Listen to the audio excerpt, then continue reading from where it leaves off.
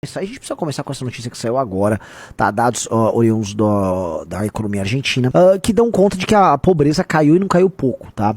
A pobreza caiu bastante. Na Argentina ela caiu na casa dos 53% para 38%. Isso é um tanto quanto assustador, porque as medidas de austeridade, né, e os cortes de gasto, vamos dizer, não apenas corte de gasto, de austeridade, políticas de corte de privilégio, mas assim, a ação radical que o Milei adotou, que para muitos seria considerado suicida, porque ele nem fez uma grande transição, ele foi um soco abrupto que ele fez numa economia moribunda e viciada, que é a economia americana, redundaria já no começo do mandato dele no aumento da pobreza, era esperado, e ele, quando ganhou a eleição para presidente da República, ele avisou: eu vou fazer essa série de medidas, terei que tomar medidas amargas, mas vocês verão o resultado. E esses resultados, a gente sempre imagina que vai demorar alguns anos. O Milei tá no primeiro ano e 3 meses, não vai estar com 1 ano e 3 meses, tá com 15 meses de mandato. E já houve uma redução, vamos dizer, bastante drástica da inflação argentina.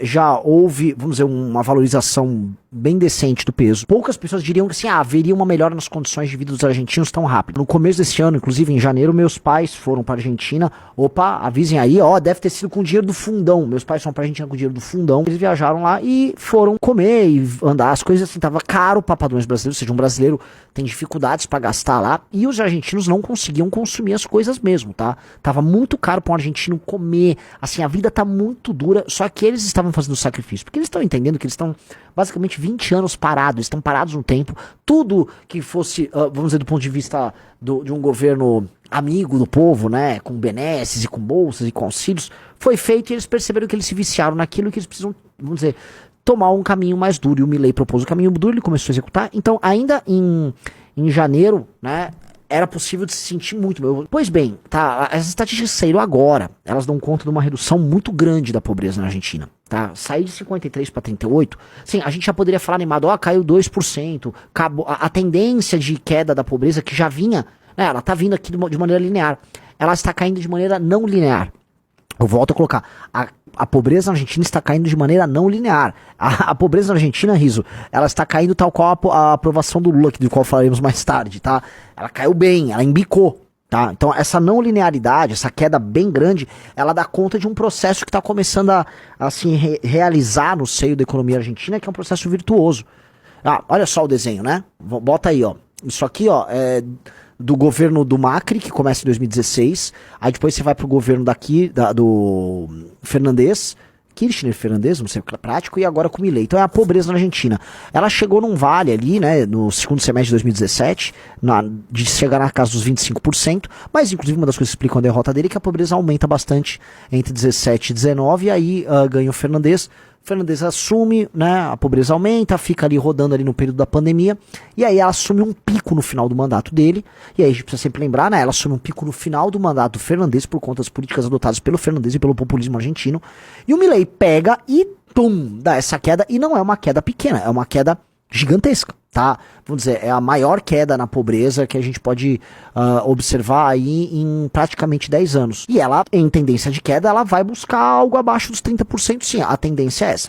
E se nós contarmos também que o Milei está tomando decisões e políticas de austeridade muito mais profundas do que as tomadas, por exemplo, pelo governo do Macri, ali, aquele governo da curva amarelinha, a gente pode falar com alguma segurança que pode ser que ele bata, vamos dizer, aquele número de 25% do Macri, e se ele fizer isso, e se o peso continuar valorizando, e se a inflação continuar caindo, e se os dólares começarem a entrar como estão entrando, e se o clima que envolve a Argentina continuar sendo um clima otimista, meus amigos, a grande força, não econômica em termos absolutos, né, porque a economia argentina não vai superar a economia do Brasil, mas em termos relativos, ou seja, um país com uma renda per capita alta, uma economia complexa, dinâmica, com uma população razoavelmente grande, né, vai firmar a Argentina como o polo de prosperidade da América do Sul, deixando o Brasil para trás nesse sentido.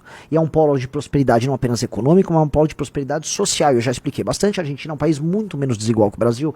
A Argentina não, vamos dizer, não lida com problemas como nós brasileiros lidamos, tá? Nós temos problemas de ordem civilizacional aqui, tá? Eles não têm a pobreza extrema, eles não têm um problema cultural, uma pobreza cultural tão grande, eles não têm essa cultura de favela. Tem, mas não é igual. A coisa lá é bastante diferente. Nós vamos ter, vamos dizer, uma força política e econômica ao sul que vai causar inveja na gente, tá? E eu já falei isso, já falei outras vezes, eu volto a repetir, como a Argentina tem uma matriz cultural muito diferente da nossa, tá? E como ela não dispõe dos mesmos problemas de pobreza extrema que nós dispomos, tende a ficar, vamos dizer, bem clara a disparidade, e a gente já começou a sentir isso, e a gente já sentiu isso em termos de tendência, né? Vamos falar do clima.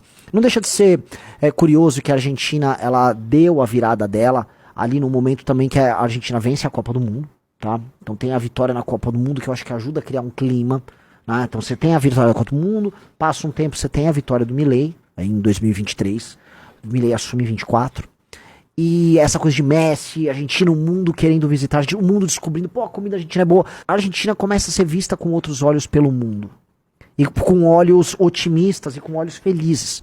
Europeus, a direita americana e europeia começa a enxergar a Argentina, curiosamente, como o país mais europeu e estando fora da Europa, né? E sou maluco, sou estranho, mas é real, né? A Europa hoje está passando um processo tão exagerado de, vamos dizer, de invasão por parte de povos oriundos do terceiro mundo, que a Europa está perdendo muito rapidamente a própria identidade, enquanto a Argentina mantém essa identidade dela. E aí você começa a ver todos esses comentários. A Argentina não apenas continua indo bem no futebol, como ela passou a humilhar o Brasil, e esse último jogo com o Brasil foi sintomático disso, e me parece que existe uma energia. Qual é a energia? Certas coisas você pega os símbolos, né? Você vai juntando, você fala, pô, tem uma energia aí. A Argentina tá num clima muito diferente do nosso. Reparem que o 4-1 que a Argentina meteu no Brasil, aí você vai falar, pô, mas isso não tem relação, né? O Brasil poderia estar bem economicamente, mal no futebol.